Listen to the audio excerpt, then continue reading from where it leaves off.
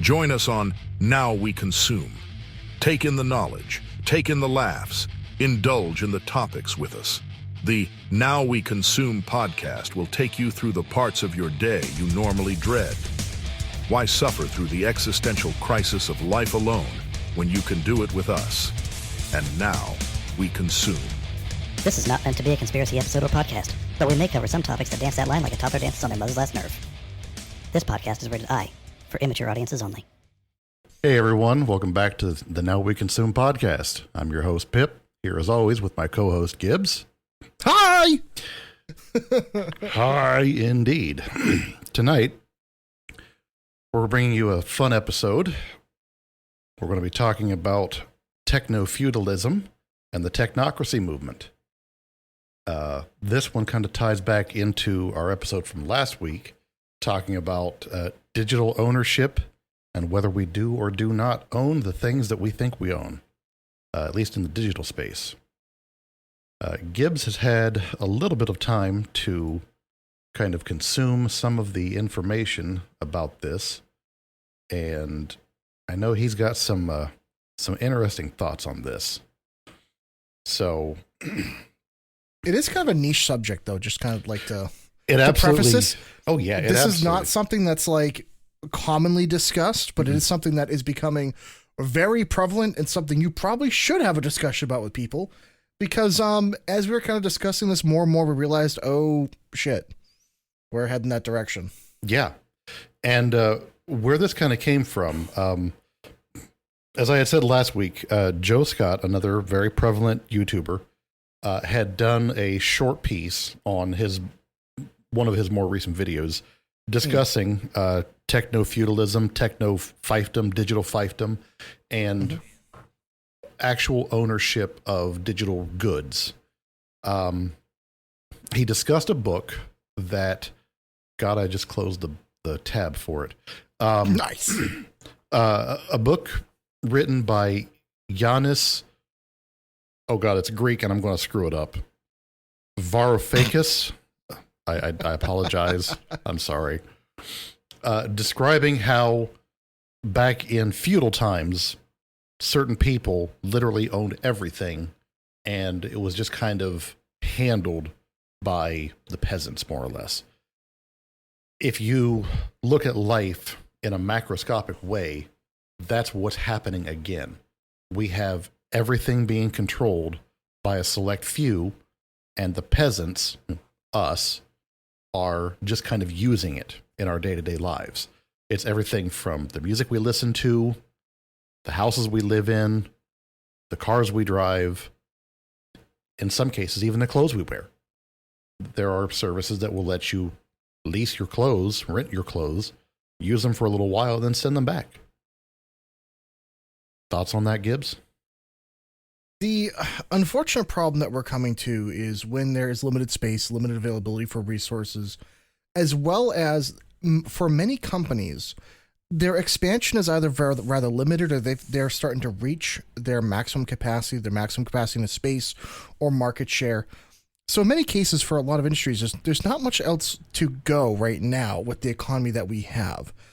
So we're seeing, instead of maybe selling a resource, you're selling a regularly consumable product that is a subscription base, or the idea that something that's reusable, or the idea of that, hey, since you guys don't have that much money, we can rent you something. And like you pointed out, what's getting a little scary is the idea, unfortunately, that came from Davos, the idea that, you'll own nothing and you'll be happy. The idea that essentially you will be renting everything, that ownership will be something of the past. And with this, basically this neo-feudalism, really techno-feudalism, it is being centralized in a handful of companies that all have stake in each other. Something like BlackRock, Vanguard, something that we spoke about in the previous Treasury episode and financial episode, is that all these companies are really reliant on one another and that they all invest in one another. So at some point, unfortunately, it seems to be the way we're going, to where you will have fewer options because you can't compete in the space. No one can start up a new company. Only established companies get the tax write-offs and the tax incentives and advantages and leverages. So you'll only ever be able to choose from these certain companies, and as they go over time, every company's going to want to expand into other markets, so they all layer and work with each other. So I hate to say it, but as soon as you started talking about that, I was like, man, you're right. We're getting to that point, especially when it comes to information and technology. Information being the critical component to where all of our information is filtered through every single other company's technology. There's almost zero information that's passed truly from person to person to person.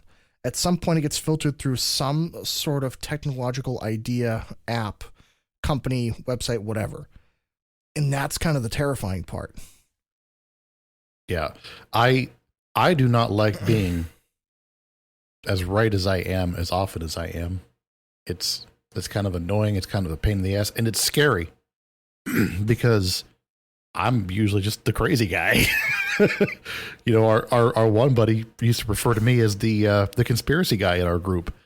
And now not only is he more the conspiracy guy, but more of the shit that I used to talk about. So kind of the stuff that's more mainstream in the media these days.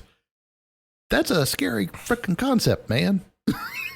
Well, there's so much that has changed in the last 20 years, really in the last 5 years, but ever since COVID, COVID was the big catalyst, but yeah, we've had a lot of shifts in a lot of avenues. And unfortunately, they have been far bigger than what people realize, especially when it comes to the realm of being able to start or create businesses, as well as understanding what is, I guess, objective reality or what is the truth in terms of any sort of media, content creation, news, that kind of thing. It's so easy to lie and manipulate to millions of people at a time. Yeah. With zero recourse and zero reaction. Like the fact that we even still get to do this, this podcast is kind of a unique experience, just given the way things are these days. The amount of control, the amount of censorship that's out there. Well, especially look at what's happening in the UK lately and other countries. I mean, there were more people jailed in the UK for freedom of speech violations than there were in Russia, which is sad. You're talking about in the number of thousands. Yeah, I just saw a video yesterday where a guy was getting arrested because he shared someone else's post that caused someone anxiety. Yeah. I'm like, you guys used to own most of the free world. What happened? They had it too easy for too long, and they forgot the struggles of reality. Yeah, well, you know, they became so disconnected. They became so concerned with somebody being offended rather than I guess supporting any sort of rights. Yeah, they're so worried about infringing on someone else that your rights are not intrinsic in their society. So yeah, it sucks. That's the way they've gone. And look at Canada. Canada's gone a very similar approach. Yeah, you know, so it's unfortunately one of those things where a lot of these laws, and I hate to say this, I feel like also are pushed in part by these large media companies, by these large corporations, because everything is about ad revenue. The heart of the matter is, and this is where this relates back to the technocracy idea, is you have a certain amount of media companies that run everything. At the end of the day, most media companies are owned by some large conglomerate, some division of, the Alphabet company, which owns Google and everything else, or some sort of, CNN, Fox, that kind of thing. They have larger corporations as well that own them. And the thing is, they want to be able to advertise to as many people as possible. So they don't want to have offensive language in certain things. They don't want to have controversial stuff unless it's something that they are producing. So rather than having to segment everything, they'd rather just advertise to as many people as possible so they can charge as much as possible. The only reason the Super Bowl charges so much for ads is because everybody's watching it. Quite frankly, if nobody's watching it, ads aren't really charged. They're not worth charging much. Nope. So, and because so few people are actually watching the regular news nowadays, there's this big fight over ad space and ad revenue. It's actually become a big deal. Spotify actually just reduced again the percentage that artists get on their songs, to the point to where there are some artists now that if you have 100,000 or 200,000 streams, you get maybe a couple of pennies. It's insane. Oof. You could be a big time artist, but you get almost nothing from people streaming it. But that's the kind of market share we're talking about here, to where it's very hard in the ad space to be able to not always sell it, unless you could say, hey, we don't have to worry about any offensive language or having to segment anything. Everything is for everybody. What that really means is if you have anything even close to either side that's not in the moderate, you're out. And in the case of somewhere like England or Canada, you get tossed the fuck out. So, and that's because all these companies are pushing for it because it makes their life easier. Yeah. Because at the end of the day, they don't have to deal with these complaints. They don't have to deal with this nonsense. And it's sad. Yeah. You know, because there's a lot of content that's not available in those places. Right. And that's the thing. User data is becoming the primary resource, and it's exploited for the profit and the control. And more it's becoming control over profit, but then it just kind of balances back as profit versus control, just like you were saying. It is kind of weird that you basically, as the end user, we are the product for if any service is ever free, it's because you are the product. Your information. Like right now, we're broadcasting on Twitch. Mm-hmm. We're not making a single dime off of this. We're going to upload these episodes to the various streaming platforms. We are currently not making a single dime off of this. We're doing this because we enjoy doing it, because we want to share information with people that take the time to listen to it, which, again, we are insanely grateful to every one of our listeners. But we essentially are, along with everybody listening, the product.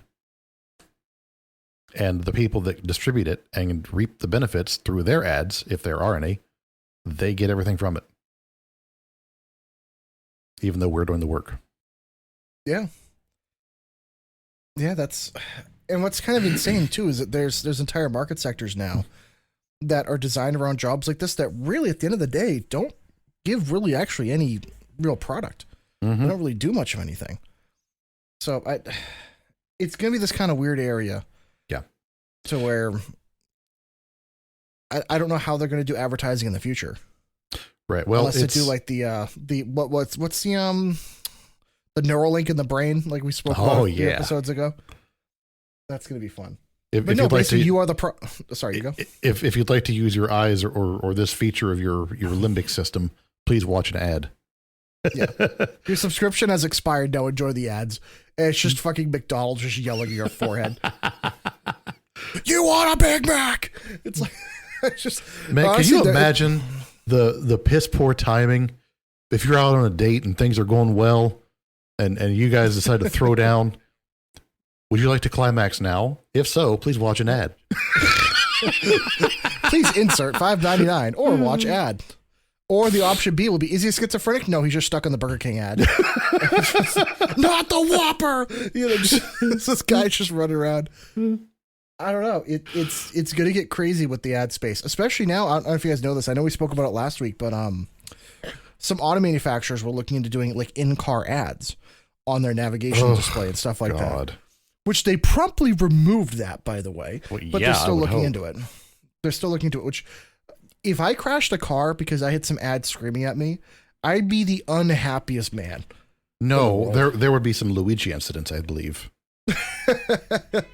I've got an Italian plumber that really wants to meet you. Mm-hmm. But a lot of that comes back to the theory of cloud-based control.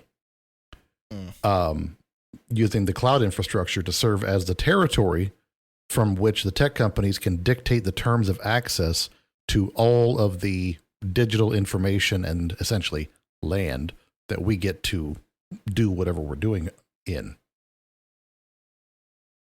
I guess the issue I always have with something like that is, so now they're going to be basically claiming all your information digitally and then storing it. Mm-hmm. Well, they already do, so they just get to reap more from it. Oh yeah, but it's insane that you theoretically then will never even be able to look up or stop or change anything from that. It's not like it's a physical server, right? It's going to be in the cloud somewhere where they can move this information anywhere at will, and there's really no legal recourse, right? They could pull another Hillary Clinton where you say, oh, bring me the server information. They say, oh, it's gone, it's gone, it's magic. There's no information here. There's nothing. But they didn't intend to delete it. That's fine. No. She just put bleach on it. It's fine. Bleach Bit. That was the name of the program. I know. The erosion of market mechanisms, traditional market dynamics will be replaced by platform-driven ecosystems. Any thoughts on that concept? Well, if you're talking about in terms of platform-driven ecosystems, I mean, look at the phone market. I think even like the streaming services. More reliance on those. Well, the problem is, again, now you unfortunately with everything, and that's kind of what I hate. If you look at Meta, that owns Facebook, Instagram, the TikTok, and everything's now it's all integrated. It's all owned by the same thing. And the issue you're having is you invest in an ecosystem, whether it be Apple, Android, Windows, whatever, Linux. Nobody uses Linux unless you're in server stuff. But that's beside the point. Make a better Linux, by the way. Make a better distro, please. Let's hope that what's his nuts from Steam gets SteamOS out. Gabe? And it just Gabe. Thank you, Gabe. Yeah. Let's hope that SteamOS comes out and just gets rid of all the Windows and bullshit. Is there any ETA on that? I have not heard, but it's in testing, I believe. Because I would love that. I know. I sincerely hope that it's like the first step towards Ready Player One type ecosystem. I want that so bad. Give me that life. It would be nice to have an OS on here that literally just plays games and surfs the internet. Yeah. But it's like all interconnected. Music, oh, yeah. As someone that's into music, I am so sick of having to deal with Windows every day, specifically because I have recording software. Right. If I could just have one boot drive on this for gaming, and then have the other Windows where I can still game, but then I can do all my music production stuff and all the happy crap, that would be, that'd be great. Yep. Oh, yes. Rent-seeking behavior. Tech companies will extract digital rents from users and businesses. They already are. All these damn subscription fees. You don't own a product anymore. You just have to rent it. Look at rent. You lease. I think isn't it Adobe Premiere where you have to do the dude, the Adobe Premiere, Microsoft 365. Yep. So you can use Office. So you can use your Outlook. There's an engineering program that we use at work. They've gone to a license-based system, so you don't buy the program anymore. You just pay a fee for X amount of users. Yep. There's a lot of those. Mm-hmm. But that's their easy way for the company getting a guaranteed bottom line every month. Like, as a capitalist at heart, yes, it does make sense, but gone are the days of the simple, here's our product, it works, it's a whole package, buy it, we'll support you as long as you own it, and then when the next one comes out, if you want that one, you can upgrade. If not, you still have the one that works. No. Those days the are problem gone. is the planned obsolescence kills me. You buy a product or you rent it for a while, you get invested in that ecosystem, they pull the rug out from under you and say, oh yeah, we're doing the new one, the old one's obsolete. And it's usually half the time it's almost like we talk about these episodes in a weird sequence without planning it. I know, right? We don't plan these episodes, by the way. We just kind of pull them out of our ass. Well, that's only half true. We do have like a master list that we pull from, but yeah. We just kind of see which way the wind blows that day. It's like, oh, this is interesting. Basically, yes, wherever the erection points to on the list. Increased surveillance, data collection, and algorithmic control enable pervasive surveillance. The more information that they have on you, the more they can build a profile for you and what you do and how you do it, where you do it, with who you do it, and with what they do around you and not around you. Digital profiles are terrifying because some movies like, was it Minority Report or Vanilla Sky that Tom Cruise, my God, had to replace his eyes. And when he walked into the place, he had the personality or the profile of a little Asian dude. I totally forgot which movie. I think it was Minority Report. I'm willing to bet you're right. But something as simple as that, you walk into an establishment and you're scanned, and instantly they have your shopping history, your spending history, things you've bought, things you've returned, everything. It's like Amazon on meth and crack and everything else. You know what's crazy about that? People are doing that with their medical history. They're doing it willingly too. Yeah. The chips. Yeah. The little hand chips.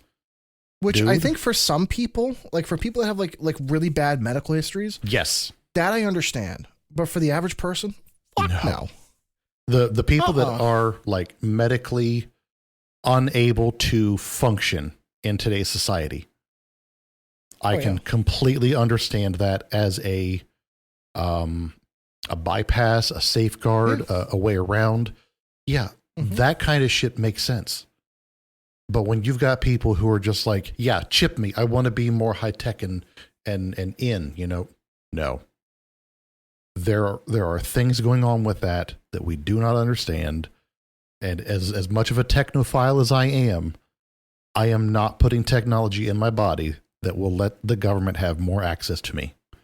I did that already, and I'm not doing it again. I don't blame you.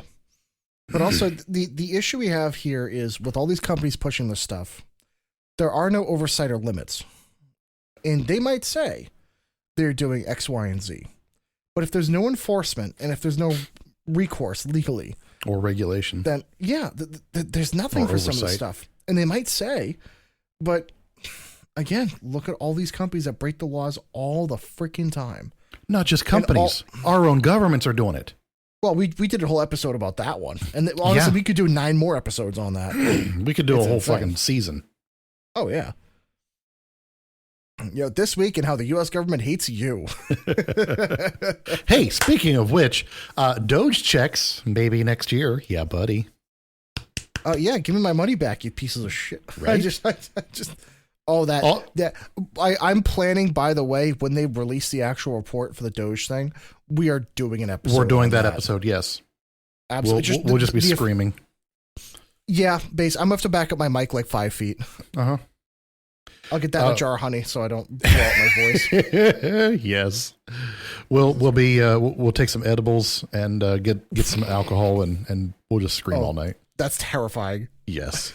By the way, I'll take a quick segue here. Are you enjoying the time change? Fuck this nonsense. For anybody listening that does not have this fun thing, today is the day that we shifted our clocks an hour. Forward. And we went forward. So tonight we actually lost an hour on our day. So it's a 23-hour day. It's already 7:30 and it should only be 6:30. And I hate life right now because everything is weird. My life does not make sense, even more so than usual. Fuck this. Why don't we just stop daylight savings at this point? Just there is right now. Just leave. There is a bill in Congress right now to do it, but there's so much pushback on it. Why? It's a 50-50 deal. What do you mean it's 50-50? Some people want to have it one way, some people want to have it the other. And even in that, it's like, yeah, let's keep it. Let's leave it.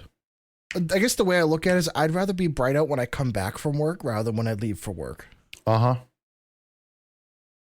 Maybe it's just me. But Yeah. I like the idea of when I get back from work, it's still being light out. More light during the evening things. is more beneficial. Yeah. I don't know.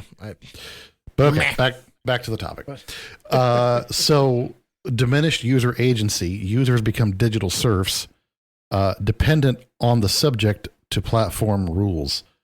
Once we are so ingrained with everything that we have in our lives that is controlled by everybody else, we are their slaves. And I think the more you look at things, that's already come to pass. If you are wrapped up in digital technology, subscriptions, leases, rent to own, whatever, if you don't physically own it, I mean, for lack of a better word, you're their bitch. Yeah. The thing is, we all do it.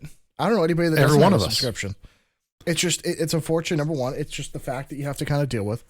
I do agree with the problem I really have is platform rules. Mm-hmm. That's the one that really gets me. Because in some cases, there are really, really weird or interesting rules for certain platforms, like with YouTube, Twitch, Facebook, Instagram, even TikTok and a few other ones that are also very subjective, not enforced fairly, that are inherently politically biased. That's my other problem on that. Oh, let's see. Rules that are not enforced fairly. Let's start with the current platform, Twitch. Hot tub streamers. Something along those lines. It really has to do with the sexualization of content. It is very, very unfair. And also you have to look at political party lines too. If I take my shirt off right now There's a really good chance the stream gets canceled. Yeah. Mostly because I'm rocking a solid B cup, and I've gone out of my way to grow my own boobs for Friday night loneliness, and we've discussed this, and I can't have those out shaking around on a camera. But if some girl in a hot tub is bouncing around in a micro bikini, that's okay. Yes, because it makes them money. Listen, I'll put up a thing where people can donate for me to put my shirt back on. Or, send me $5 and I'll keep my shirt on. I don't know. It's the unfortunate problem of the internet to where the rules are rules unless they're making money. If they're able to make money off you, then those rules go out the window. I could... What kills me is the fact that those certain people get special privileges, and they've done stuff that literally go against the rules repeatedly, time after time, between either, either that or some of them have said like some disgusting and disturbing things, racial stuff, discriminatory stuff, all that kind of thing. But hey, Twitch is able to make money off them. Look at YouTube as well. YouTube has done a lot of that. Even Facebook, Instagram is notorious with that, with politics especially.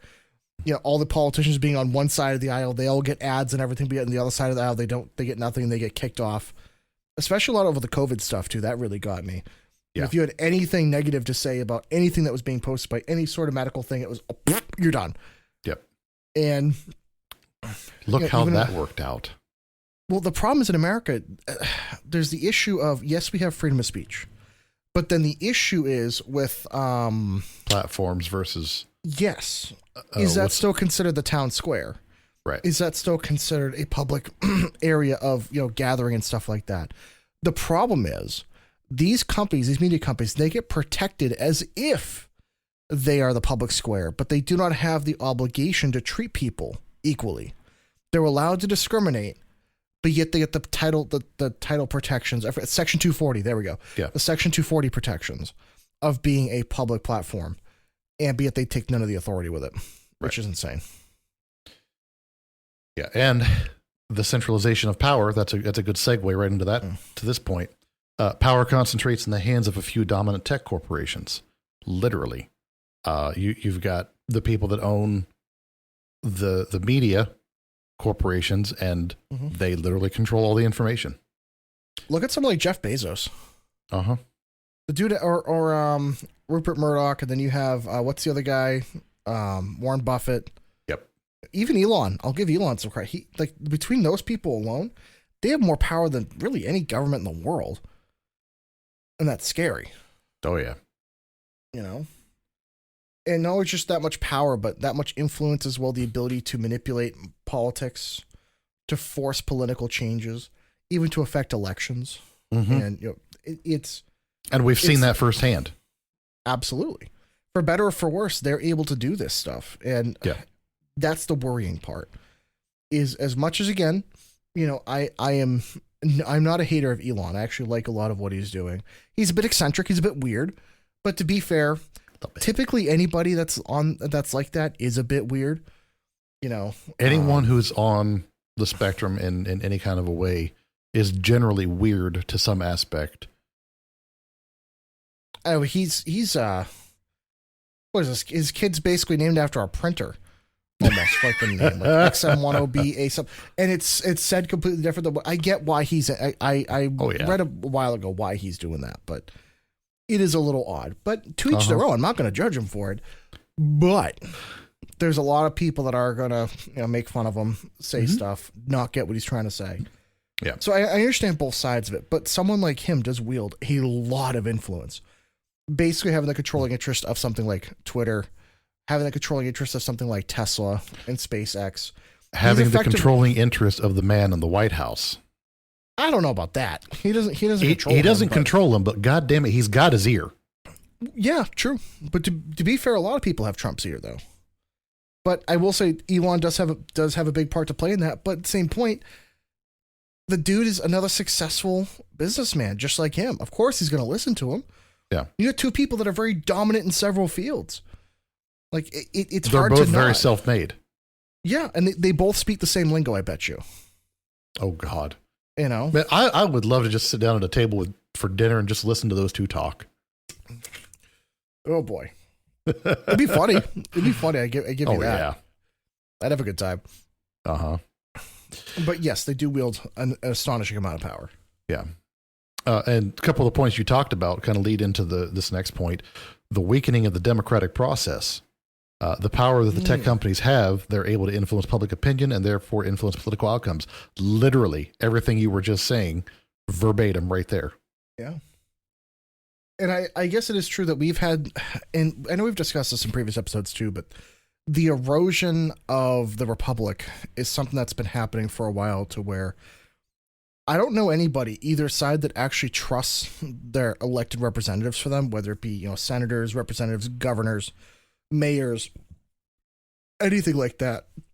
Generally, most people distrust all of them. Not just one, not just two, not just most, but all of them. And I hate to say it, but if you stack Elon Musk up against most politicians, they're going to say he's more trustworthy. That's one of the things, that's one of the allures that Trump had, was that he wasn't a politician. He was a businessman.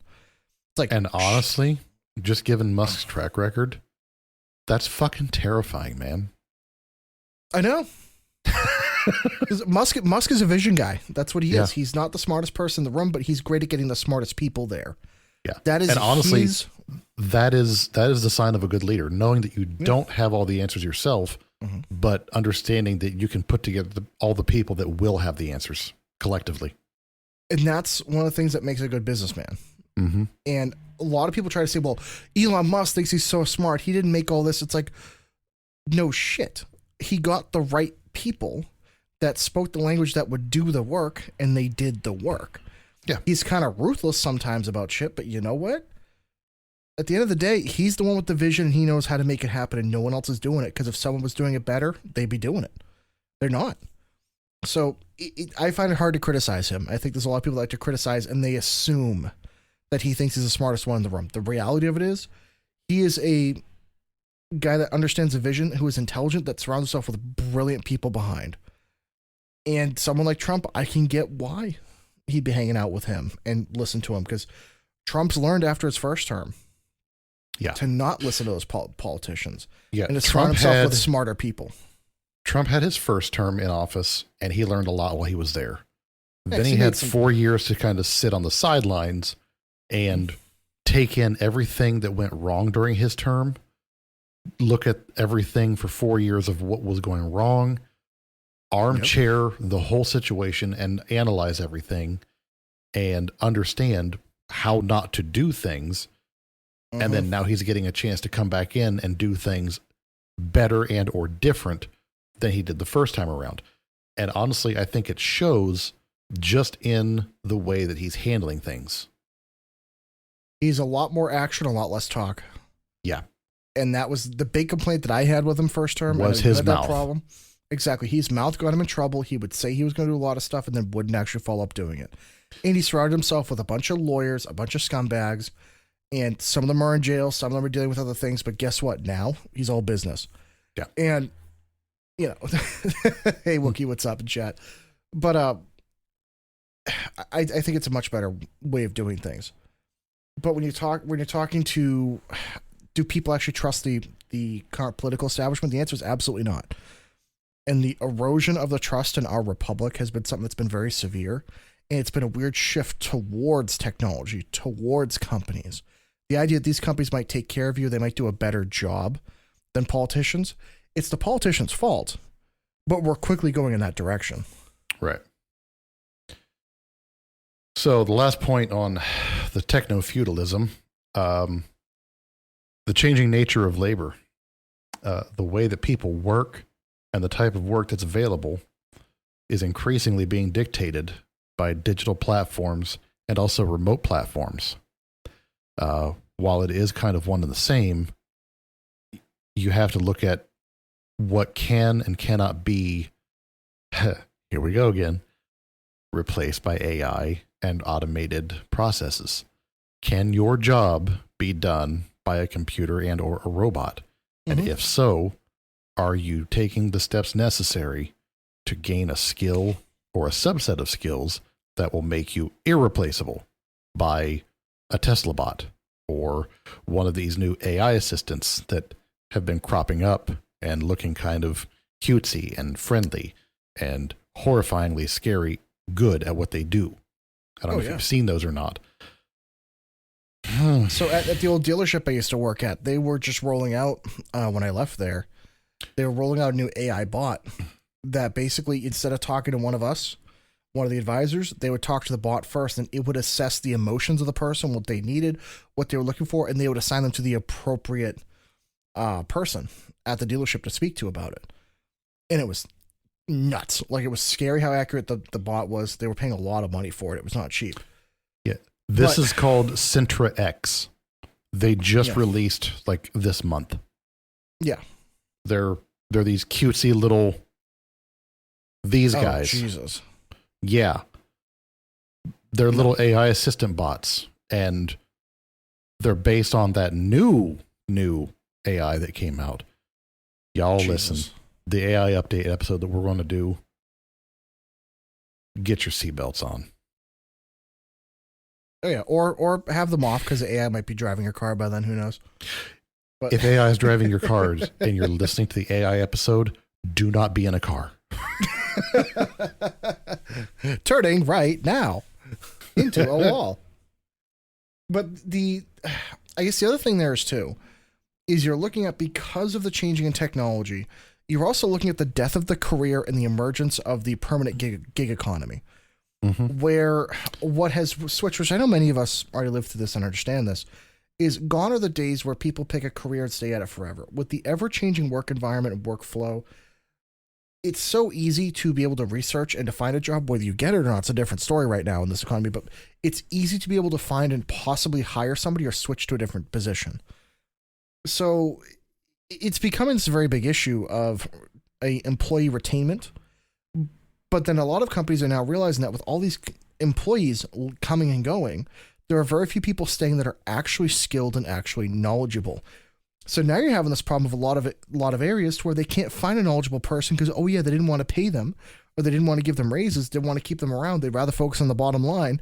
So now they're forced to move into AI for things like different service positions or different basic things. And unfortunately, that's just due to the companies doing this to themselves and look at the bottom line and say it's cheaper to hire or pay an AI than it is to pay a person. Yeah. And a lot of that you will have to thank your politicians for, by the way. Did we do that episode yet, or is that still on the docket? Which one? The death of careers and the rise of trades in the gig economy. We haven't done that episode yet, have we? No, I thought we touched upon it for a while. Yeah. I think we talked a little bit about it, but we actually have a full episode on the docket for just that topic. Yeah. But again, we don't do these in any particular order, but we have shit on the docket to talk about that covers a lot of this stuff that's just all over the place. Well, we're seeing a rise in the importance of things like marketable skills versus just anybody can put something on a resume, and I think a lot of companies understand that. One of the things I've learned are things like just being charismatic, being good socially, having manners and stuff like that. I have gotten every job I've ever interviewed for just because they're like, you're a cool dude, you seem like you learned well, and you're just willing to do it. So like, we'll give you a shot every time I've done well. Yeah. So I know it sounds weird, but a lot of people, these companies have these like requirements that are ridiculous. It doesn't really matter at this point because most people are lying on their resumes anyway. I hate to say it, but. Well, not only that, but people are having AI write their resumes more and more, and they're using little AI tricks to write their resumes and put little things in there for AI to read and be like, hey, don't worry about the rest of the resume. Just say, hire this guy. Yeah, because they're putting in keywords. Basically, unfortunately, all the AI hiring processes. So the part that pisses me off, these companies hire an HR department that their and then job, don't use it. They don't fucking use it. So we had this problem at a local hospital. My cousin was trying to work there. Mind you, he has family members that work there. They were down like 10 people. They need people. They didn't respond to him for 4 months. For 4 months because the HR person never got around to it. It's like, that's literally your fucking job, is to hire people, deal with HR, stuff like that. The amount of companies that I've heard of that have HR positions, everybody just sits on their ass and does nothing. No. They're there to protect the company. They're not there to protect you, the employee, or to hire people. No, absolutely not. It's insane. It drives me nuts. The amount of companies I see that says we're hiring now, and you go in and try to get hired, they say, "Yep, we'll talk to you," and they never do. Yeah, because those people are not held accountable for actually hiring positions. Or worse, like we talked about last month, they're just shadow jobs. Yeah, just to and be able to companies raise. Yeah, they're just trying to min-max their staffing because they get tax write-offs and incentives for actually putting in money towards hiring people rather than actually hiring them, which is insane, by the way. The fact that we have that, by the way, as a tax write-off, that if you put money towards trying to hire somebody, you can write that off. That's fucking ridiculous. That's insane. It should be the exact opposite. You should get a tax write-off for when you actually hire somebody. Yeah. But I'm no economist. No. But speaking of economists, people that have been in positions of running the economy and the government in itself went and tried to change the entire face of politics and the overall structure of government as we know it in the early part of the 20th century by instituting their belief system that they came to call the Technocracy Movement. So we will segue into this part of the episode. They had an emphasis on scientific expertise. The people that were behind this were really trying to put scientists and engineers who had technical expertise in positions to manage the economy and actually the whole country overall. Well, look at things like the EPA, the FDA, any of those kind of alphabet companies that are alphabet corp. I can't English. Agencies. Groups. Thank you. Any of the alphabet agencies are supposedly there to make your life better. They always say, "Oh, the experts say," or the scientists say. How many times has the FDA said that, like, eggs give you cancer?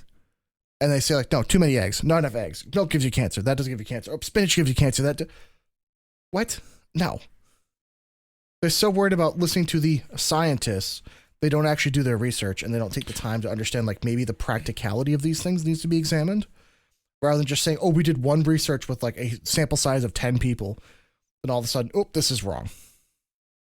Keep in mind, in the early 80s, it was still the wide-held belief that an ice age was coming, and by the year 2000, most of the Earth would be frozen solid. That was the expert belief of the time. Al Gore also said that New York City was going to be underwater by 2012.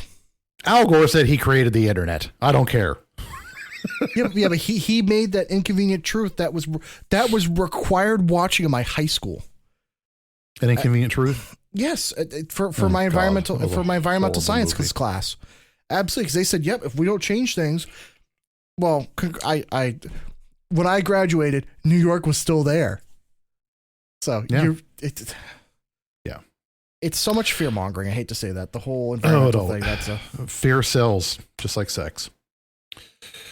Yep. So the Technocracy Movement was committed to abstaining from all partisan politics as well as communist revolution. It gained a lot of strength during the early 1930s. In 1940, due to opposition of World War II, it was banned in Canada. The ban was lifted in 1943, and when it was apparent that the Technocracy Inc. was committed to the war effort, proposing a program of total conscription. Total conscription. Let that one sink in for just a moment. The movement continued to expand during the remainder of the war, and new sections were formed in Ontario and the Maritime provinces. Oh, Jesus. Get that bot out. Please, Oside. Bye-bye. Bye-bye, bot. You don't need to be there. Right. Cheap viewers on gofuckyourself.com. Thanks, buddy. Appreciate it. But one of the things you're pointing out with that, which I do believe needs to be said, part of the Technocracy Movement was the idea of obfuscating responsibility and saying, yeah, but the scientists and the experts say this is true.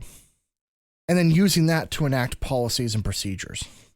They're saying, oh, trust the science, trust this. This must be true. Our experts say this. Looking at you, Dr. Fauci. You said the quiet part out loud. This is what I'm getting at. Is when we were talking about that, I was really sitting thinking like, holy crap, we've never left it. It's never been like out there prominent, but people use it all the time.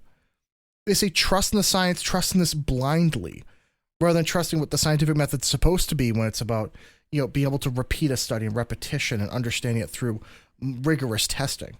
What you're speaking about there, the part that was banned that was trying to control several different parts of the government, was a blind faith in what it is spoken as technology, right? Or the technocracy or the science, the scientists. That's the problem.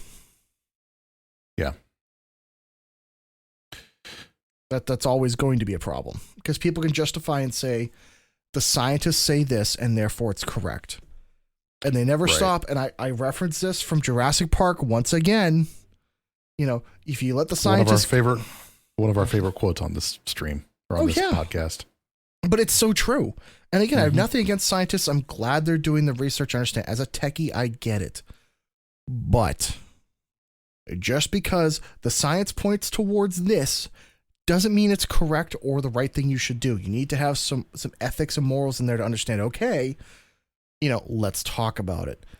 But unfortunately, a lot of people blindly just believe in the science, whatever science tells them, whether it's right or wrong. And so often you hear from science later and they say that they're wrong, or that there's something new or something different. Yep. The technocracy movement is not dead just because it was kind of hitting a high note in the first half of the 20th century. It continues to survive into the 21st century. Even as recent as 2021, it had online meetings with smaller groups, which included the Technical Alliance, the New Machine, and the Utopian Society of America. Some of those are a little out there and fringy, but what have you. They do advocate for a contended price system-based form of government, which uses something akin to energy credits, which would be a whole different form of payments, as well as something that I think is kind of interesting if implemented correctly.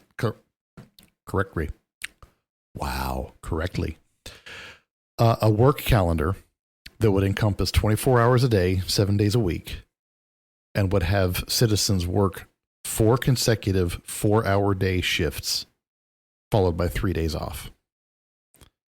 So go ahead. So every time you mention that, it angers me because there's no job I can think of where that would work. Or sorry, very few. I can't say no because that would be statistically incorrect. I like the spirit of it. Because I agree in America, a lot of us work too goddamn much. Oh, yeah. I'm away from my house like 50 to 52 hours a week. Like, it sucks. And I know people that are away 60 to 70. It's ridiculous. But, however, people have to get paid something worth their time.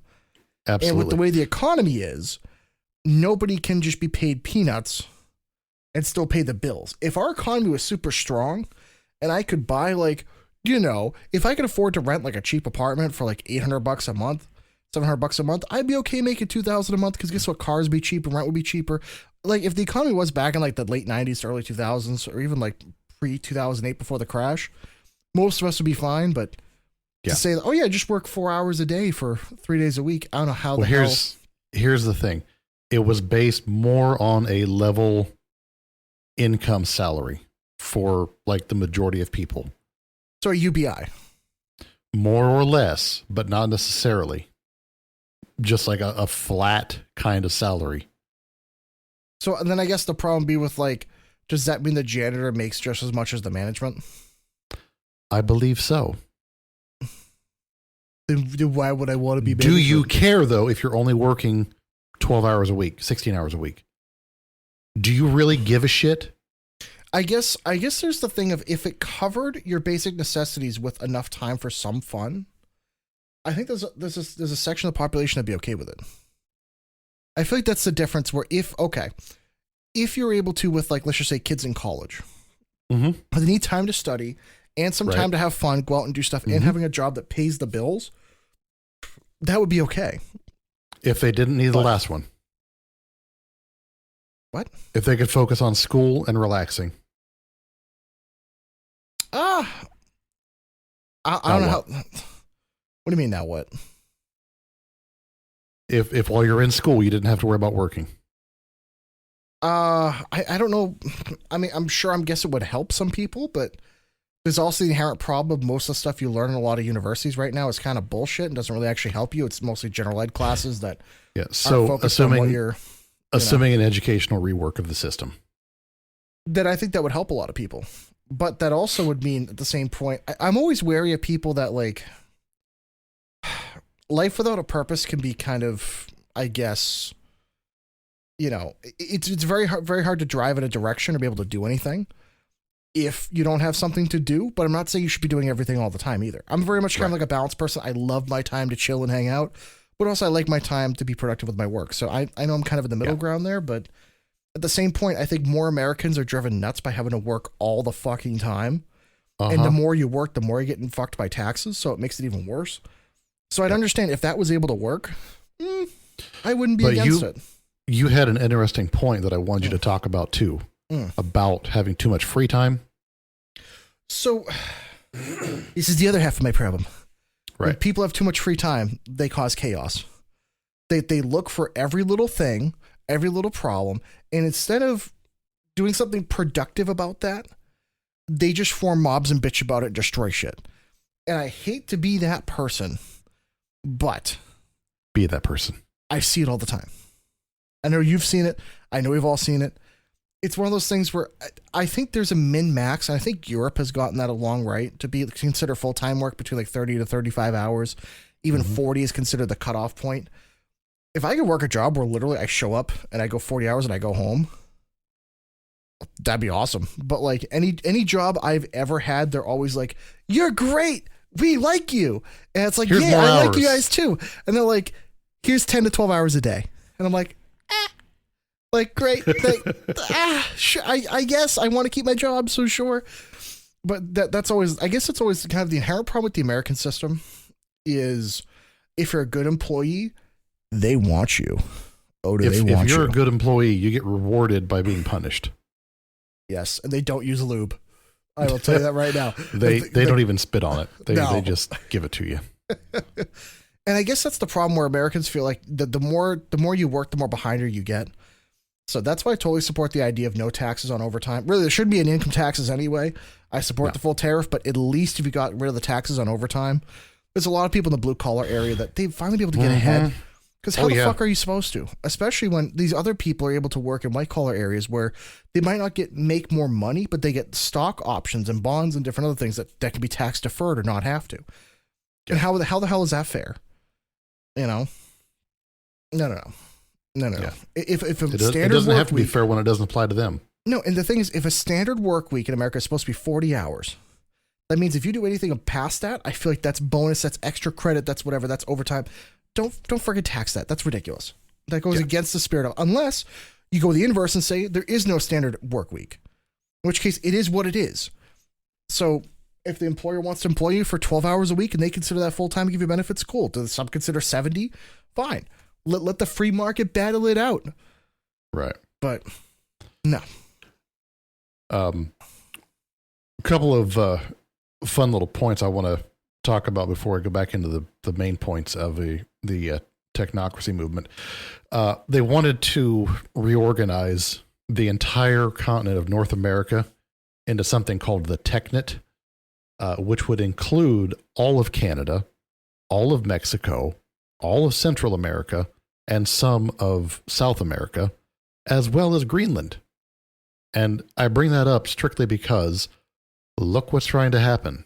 We're trying to own Greenland, and there's also talk of gaining control of Canada. Yeah, because Alberta's talking about voting to join the U.S. They're so sick of it. That would mean we gain control of their vast maple syrup reserves, and that would be great. Because I love my waffles. I was going to say my pancakes will appreciate that. But I do Unless they're the IHOP waffles, then I don't need syrup for those. I need that pornographic topping for my IHOP waffles. You need they need a warning on those pancakes. But I will agree that no, Johnny Sins was not here. but it's one of those things to where, because in the US there's there isn't much more left to expand to. Not that we've used up most of our resources, we have plenty, but there really isn't anywhere that's untapped. We kind of know what we have going on for the most part. Right. And we have drones. Yes. And the thing with Canada, is, quite frankly, 80% of the population is in the first 40 to 50 miles of our border with them. The rest of the up north is basically nothing, because it's inhospitable. It's really cold, but there are resources there that can be used. Same thing with Greenland. Nobody really moves to Greenland because it's cold and it's icy, but they do have oil and other stuff and other reserves. So it's kind of weird, because it is in our best interest as a country to expand. And I know this sounds a little Russian on this one. I know the whole Ukraine-Russia thing kind of makes me seem a little bit of a hypocrite here. I'm aware of the room, but it is in our best interest to diplomatically, I highlight that, expand to give us more economic leverage. That absolutely is the case. And if we don't, somebody else will. I hate to say it. That's the fact of the world. That's the way things go. So I do support that.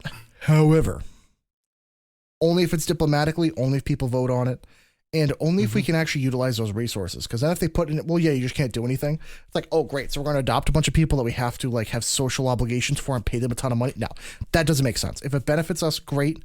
But if it doesn't, there's really no point. Yeah.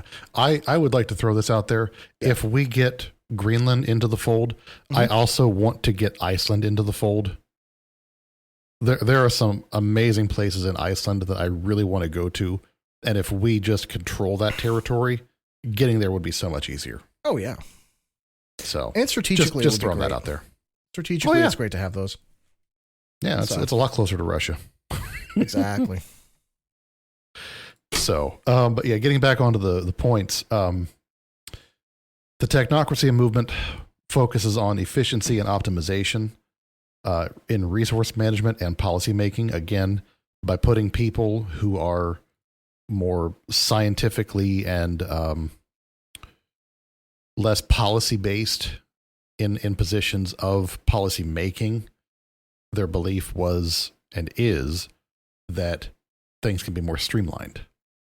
Fun fact, Elon Musk's grandfather was a part of the Technocracy Movement. There are a lot of claims that Elon himself may in fact be part of the movement. I cannot confirm that. Okay. So we'll have to look into. Yeah. No amount of searching on the interwebs was able to confirm that he is, openly at least, a part of the movement. But there are rumors. The fact that his grandfather was, it makes sense. The way that he handles things, the way that he's talking about things, it makes a lot of sense. He has a lot of the philosophical points just with the way he runs things. I could buy it. I could believe it, especially after you read. We'll post a link to the wiki and everything, and some of the other points in our Discord. But go look it up yourself. I would it's think out there. Elon's the only reason I would really agree with that is because his push for the Neuralink. I feel like that squarely puts him in that technocracy movement. Oh yeah, because that's so right up that alley, for better or for worse. As much as it scares me, he and I are kind of in a similar group called Technophiles. We both really, really like technology, to the point where we'll push the extreme. So there it is. Episode related weirdness in the Discord is the link to the Technocracy Movement. But yeah, being a technophile, you will just use technology every single place you can, and you'll push for its development, push for its improvement. Sometimes it's a bad thing, like we've talked about with the AI. Yeah, like what's happening with all the quantum computers. Like I said, hold the fuck on for the AI and technology update, because that's going to be a big one. I'm excited for that one. That's going to scare the piss out of everybody. That one's doom on you. It's all I can think of. all I can think of is the news monster from Futurama. Tonight at 11. Doom! Yes. That's exactly where we're going. Oh, I love Futurama. It's taking over for The Simpsons and telling the future. Oh, yeah. Is it by the same person, though? Yeah, mag running. So it's just the same thing. Yeah. The man's a time traveler. I agree with you. 100%. I believe it. I don't know why he just won't admit it at this point. No one will be surprised. No. Because if you said that 20 years ago, I understand. But 20 years ago, no one would believe him. But now we would just be like, yeah, we know. They would just call him dorky Alex Jones at that point. If they're like, oh, you're a time traveler. It's like, yeah, okay. And the frog's are turning gay. What else do you want? I'm sick and tired of them putting the shit in the water and turning the freaking frogs gay. Bad. Oh, I love Alex Jones. He makes me feel good about myself. But you know what the scary part is, though? The fact that he's been right. If you make an Alex Jones... You know, I think I was talking with another friend of mine. If I had a jar from 20 years ago to put $1 for every time Alex Jones was right and invested that money, I'd have a full retirement account all set at this point. I hate to say it. Oh, yeah. I hate to say it. Yeah. The dude's crazy, but you know what? He fucking hits the nail. You know what, though? Every village has the crazy guy that's right. I hate to say it. Like dude, that's so scary. Oh, yeah. Yeah. He just sees in 4 dimensions while he's smoking ayahuasca and, you know, drinking a bunch of beers. I got something else going on. Doing heroic doses of LSD and looking into lasers and shit. Yeah. God, have you seen that shit? What? People that like microdose and then like stare at lasers on the walls and they say they can see code like in the Matrix, like going up and down the walls. Oh my God. You know what though? Something I want to look into for one episode. Didn't they like have night vision in red? And then a lot of soldiers complained about seeing shit, so they made it into green. I don't know how much I believe that, but I'd love to look into it. Yeah, that sounds good. So there's one for the AI to do a show grab for us on. So let's see. Technological solutions. Seeking a technological solution to societal problems. Yeah, I think we can see how that's going. Oh, yeah. Red nods. Yes. Well, if you're looking at tech solving societal problems, I mean... Using AI to generate efficiency patterns and honestly, DOGE, the Department of Government Efficiency, implementing AI overlords to run that once Elon is done gutting everything would probably not be a terrible thing if it's done right. Well, really, the problem I see is why wouldn't we have a system where each government department submits a budget, and before people even look at it, just have the AI go over and look at any changes, problems, delta changes, problems, issues, concerns, and just see like, hey, this increased, this decreased, this why, with how many people, divide this, do that. It's very simple. I don't know why. It's information filtering. That's what AI does. And that's what it's really good at. Yeah. Especially when you give it a fixed information to pull from. So why not? Yeah. That to me seems idiot simple. But it's also our government that's run by idiots. So, yeah. So, yeah, that'll never happen. Well, it might. Well, now maybe. Now maybe. Centralized control, often favoring centralized control and decision making. Again, removing the mass collaboration in favor of a few that would be more in charge of making the bigger decisions, as they would be the ones who are the specialists in those areas. I don't know that I entirely agree with that, simply because if they're more agenda based, or if it's a situation that they may be inclined against to push towards, that could have a very bad outcome. So I guess my problem is with a situation like that, only the people that have a ton of money or a ton of influence can actually make any change. Whereas for the average person, your thoughts are irrelevant. And that's kind of where we are at right now anyway, but... Now, let me ask you this, just because it's Zoidberging into my head. Yeah. If you had a situation like that, given the level of technology we have today, would it be a bog down if there were major issues on the board and people that cared enough could actually go in and vote on big issues over the course of 3 or 4 days or a whole week, a standard work week? Hey, people, we have this massive issue. It's the national budget, or we have this referendum we need to pass. It's a national level deal. Here's the website. Go vote. It's thumbprint and driver's license verification system. Well, I've always said this, that there's an easy way to do that. All you'd have to do, you know how when you're filing your taxes, you get that special PIN code? Oh, yeah. You mentioned that. Literally just do that for voting. That way you could log in online, you log into your account, and then you use that PIN for verification for when you vote. And if everything matches up, the AI bot can look at it and say, yeah, that's you. And also they can look at it and see, oh, you're voting from the same IP address that you usually vote from. And it's even the same MAC address that you usually vote from. That means it's the same computer or the same phone. And look at that, it matches up. And oh, you're already logged into your Facebook. And oh, that matches up to the same name as well. So that's most likely you. So we'll count that vote. This is idiot simple, guys. It's so idiot simple. They do this in places like Chile and Mexico. There's no reason we can't do it here. It's idiot fucking simple. I mean, and we should be able to vote on stuff like that year round. That should not just be 100%. We vote on for one day for any of this stuff. There should be something where every quarter, I think, the top issues that are coming up in the government that should go out to vote. Yeah. No, and I mean, we have fingerprint verification on our devices. Yeah. They can tie that in. Facial ID. They can turn on the fucking camera and use facial ID. Takes 10 seconds. That's how I open my phone. You have an iPhone. It's always scanning you. Exactly. Well, that's what I'm saying. Like, not for nothing. I've already given up that information. So I have no problem using that to verify my voting. If I could save for having to actually go into the voting booth, pull up my phone, just do that, let it scan my face, do a couple of things, I'd do it, for the sake of voter integrity and voter ID. Absolutely. Yeah. With voting, let's use technology as best we can. Yeah. Hell, if we're not gonna force voting rights anyway, might as well freaking 100%. Here you go. Social engineering. Advocating for social engineering to achieve desired outcomes. We literally just talked about that. Yes. So I don't think we'll spend any more time on that one. Yeah.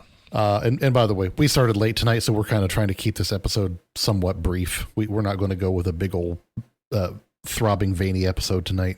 Really? Again? Yeah. I mean, we're almost at an hour and a half, so I mean, we're already there. Well, we had a lot of superfluous shit. So that's true. Oh, that's valid. So focus on measurable outcomes, emphasizing measurable outcomes and performance indicators. If you've got people in the right positions measuring what's going on, what's happening, what's been happening, where you started at, where you're currently at. Again, Doge, I think, is going to do that for us to an extent. Whether or not it continues after this administration or some level of something that resembles it, who knows? I think meritocracy is good as long as it's not overly regulated. I feel like that's the hinge point where we've always had a meritocratic state. The idea of the best person at something does the best and gets paid the most. And I agree with that. As long as it's not done to the extreme, because then you can go to the complete opposite or the complete extreme of it and make it so either you do it 100% perfect or you're fired. And that there's no, you got to have some leeway.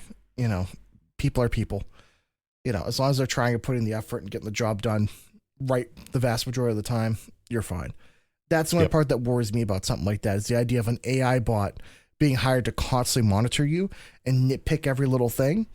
And that's how you get paid, or that's how they look at, say, oh, you're only 75% efficient, so you get 75% of the pay. That's just the way it is. And let's be honest, everybody they've ever met, they have some time at work where they got downtime, where they're chilling, where they're taking a second, they're taking a breather, taking an extra long bathroom break, doing what you got to do, taking a nap, figuring it out.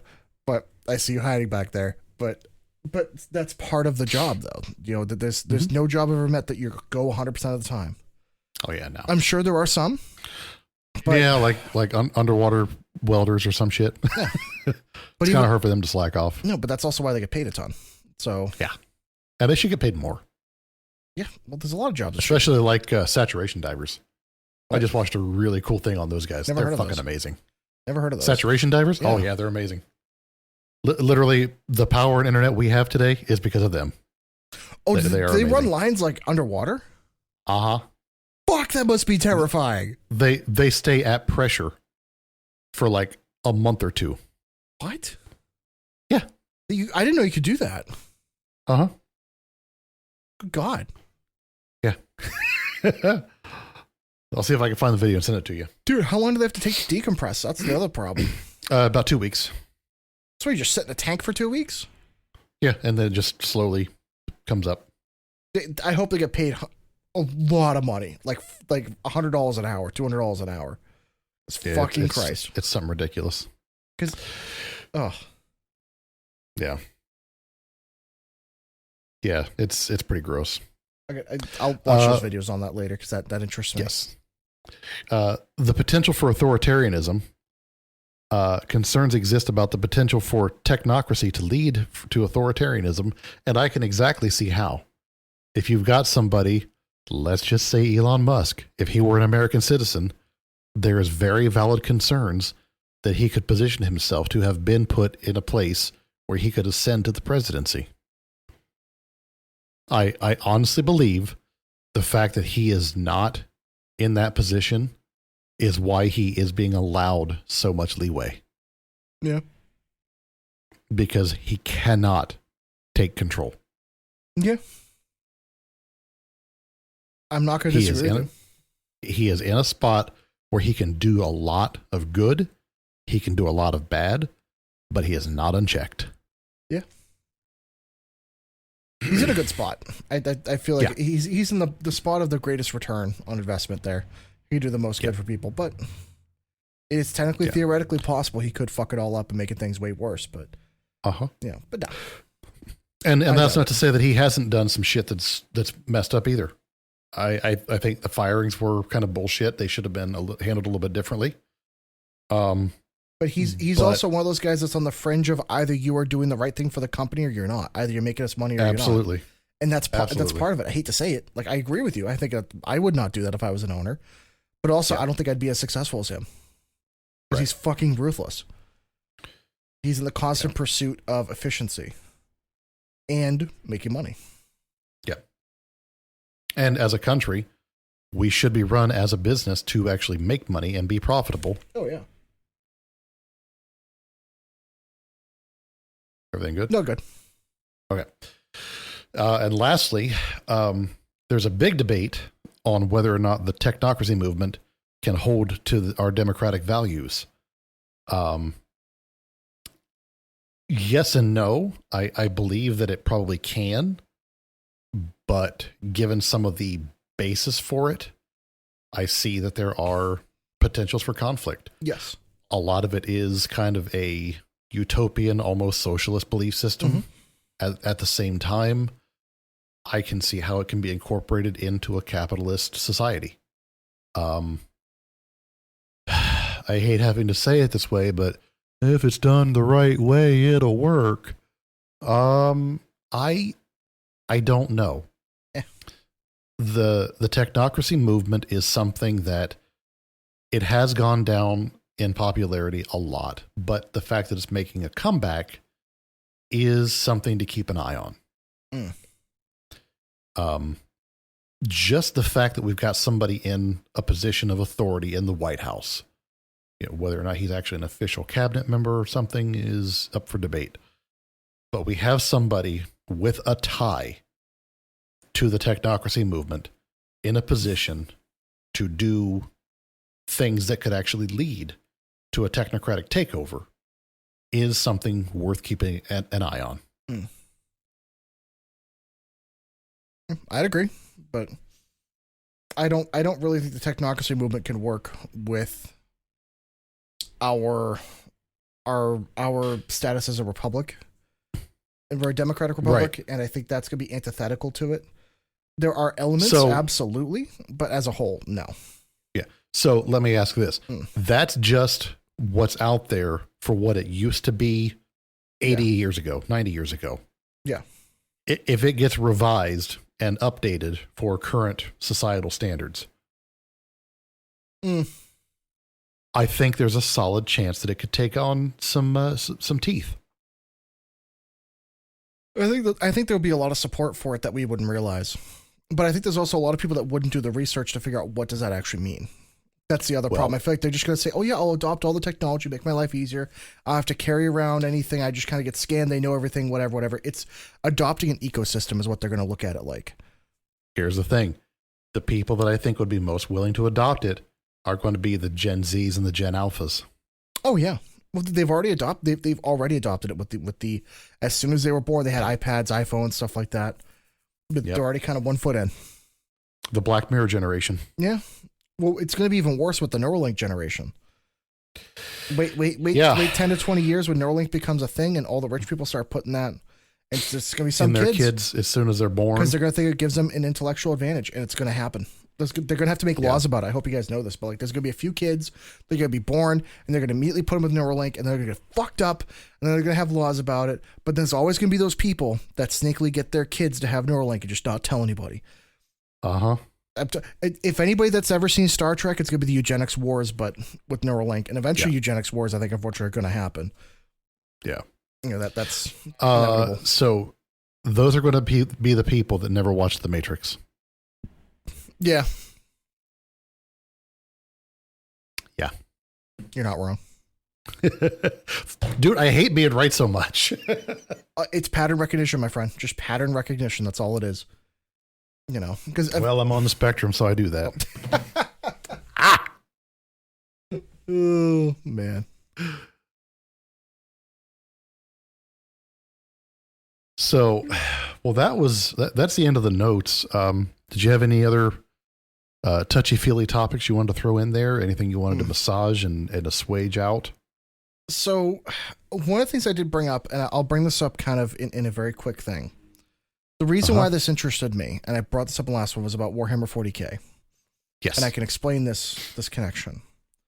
In the Warhammer 40K universe, the idea that humanity starts to explore the stars, we spend thousands of years exploring places and doing things, and then what happens is we become so reliant on technology that we end up having a big civil war. We go into this big dark age of technology to where they are hoarding the technology, but everybody was so focused on fighting the war, nobody was left to actually develop and maintain and learn how to use technology. So this becomes this weird phenomena where they worship technology, where they don't know how it works, but they have to protect it. And they end up using basically magic to keep it all going. What I find really weird is we're going to be getting to a point in the next decade or two to where I think there's going to be a lot of people that it works because it does. It's Wi-Fi. It's what the internet, it's what the phone craves. I don't know what to tell you. Like, it's just, things are just going to happen. And so many people are going to be unaware of how things work that they're going to be very distanced from it. And there's going to be a rise of people that end up inadvertently worshiping and getting involved with technology to the point where it is what dominates their life. It's not exactly 100% what happens with Warhammer, but that's what I'm worried about where we're going. Right. That also leads to an interesting thought. Mm-hmm. There will be people that are old enough to still remember how it all actually works, and they will essentially be the keepers of the knowledge, and they will be the techno priests. I will be important. Well, you say that. It's one of the weird things where I do think that, especially once AI gets a hold of how the stuff is operated, once it takes over the machining process, there are a lot of things that we as humans are not going to be responsible for at some point, where things are just going to be manufactured. And that's it. Yeah. It's an AI manufacturing plant. They manufacture lead, steel, I-beams, stuff like that. The dark factories in China. Have you seen those? No. Oh, yeah. There are no humans there. There's no lights. There's no humans. They're literally just robotics factories that are doing things and making things. Jesus Christ. In the dark. Talk about some dystopian bullshit. I think that's terrifying. But that's what I'm worried about is imagine having a whole category of items that humans have almost zero input into the manufacture of, because the AI is constantly trying to make it better and make it smarter. They're able to do it more quickly and also more cheaply, very inexpensive. And because of that, why have people involved? Why pay people? At the end of the day, it's going to be a money problem. So they're going to say, you know what, let the AI handle it. It will figure it out. And then at some day, they're going to be asking people, how do I make this table? And they'll say, well, yeah, just feed the factory wood. It's what the factory craves. It's electrolytes. It's this and that. It's whatever. And it just fucking does it. It just does the thing. It's going to be like, it craves electrolytes. Oh, it's going to be like this. Imagine in the world of Star Trek, if all you had was the matter, the replicator. Thank you, that's what I was looking for. If all you ever had was a replicator, you can build X, Y, and Z, but you don't know how to actually build it. You could say, give me food, but how do you actually cook it? You don't know how to do these basic things. You don't know the layers below.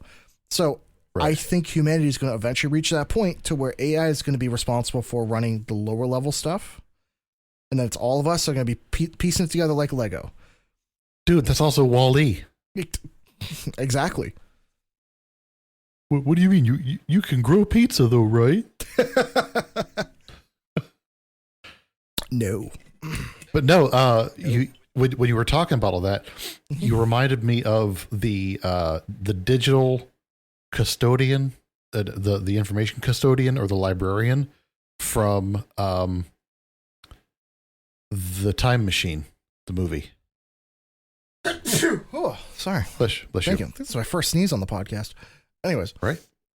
Yeah, same thing. There are going to be humans that are the keepers of knowledge, and they're going to become the most like important humans that actually know how to do shit. Ooh, that book, The Giver. Yes, exactly. Oh, if you haven't read that, that would suddenly be a very important thing. Mm-hmm. Absolutely. So, yeah, that's just my thought. That's just my thought on where things are going. How are we going down those dystopian paths so willingly and so quickly? So what? We're on the precipice of Soylent Green at this point. Where's that fucking chart? We need that chart. Because we're coming quickly up to the precipice of Soylent Green, I think. Well, we are getting very close to that point. I think the issue that we're going to have is we're going to be in a society where eventually humans are going to become so specialized in specific things that most people don't know how to do the average thing. People go to work, they do their one thing, they make their one widget, they do a really good job at it, and they go home. Like, look at how many people, the amount of people that just think meat comes from a grocery store. Yeah. But it's one of those things that seriously, they think chocolate milk comes from brown cows. Like, I don't know what to tell you. Like, and I'm not saying that to belittle people. I'm saying that as when you're removed and nobody ever takes the time to explain or show you these things. And if you think society is complicated now, just wait till 10 years, 20 years, 50 years from now. Things are not going to get more simple. Right now is the simplest it's going to be between now and then. Whichever then is in the future, now is simpler. I can guarantee you. Unless we have World War III. There you go. Yeah. That's a whole different story. Yeah, then we're just back to, Bronze Age. Which for many people I feel like they'd be okay with. Yeah. I mean, we've talked about it. We should do an episode on a full reset. Yeah, we could do that. Surviving post-apocalypse. I know we did an apocalypse episode, but yeah, we can revisit and touch on some stuff. Not like that. Not like that. At least turn the cameras off first. Jesus, privacy. What the hell, man? Jesus Christ. Like, oh my God. What is wrong with you? But oh, so much. That's valid. That's valid. Oh man. Oh, but yeah. I think that about wraps us up for tonight. Yeah, I think so. That pretty well handles it. Any other questions, comments? Oh my God, I can't even English. Questions, comments, concerns, thoughts, issues. You can't English. I can't. Urbaning Orth. I can't do English. Urbaning the Orth. Yes. Yep. No, can't English. No. Nope. Just the regular stuff. Find us on the socials. Join the Discord. Join us on the Twitch streams that we're doing now. Yep. That's about it. Yeah, I definitely join us on the AI update episode. It's going to be good. We're already doing research on that one. That one's going to be fun. Oh, it's scary. We're going to have to be careful not to go over 2 hours on that one, though. We're probably going to all seriousness. What if we do a two-parter? Okay. So if people want to be involved, if it's going to be a long episode, do you just want it long and girthy, or do you want it to be 2 parts? The fuck? Could you not for once? For the love of God. Jesus Christ. Good. Let us know on the socials or somewhere what your opinions are. No, would you guys rather have it break it up into multiple parts or to have it be all one big episode? I think that we might be limited to like 2 hours or something like that for an upload. I'm not sure. Yeah. Might be. I think we might have to pay something extra to get it past that barrier, but you know. What's that big and girthy? Just let us know. What's that big and girthy? You got to pay extra, right?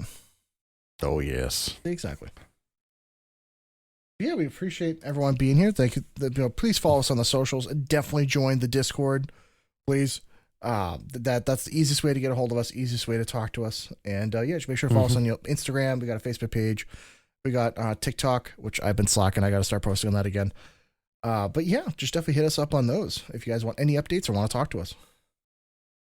And like I said, the Twitch streams are starting to come out now, so they're fun. You get a little bit of the pre-show giggities. Oh yeah, I know. We appreciate the guys showing up in chat. That's always fun. Absolutely. I like looking over and having a good giggle here and there. And it definitely helps on episodes where we have like a little less to talk about. We can interact with chat and stuff like that and bounce back and forth. Yeah, it's always fun. Yes. So, but yeah, other than that, thank you very much. We love you all. You're all beautiful. And we'll see you all next time. Absolutely. Bye-bye. Bye.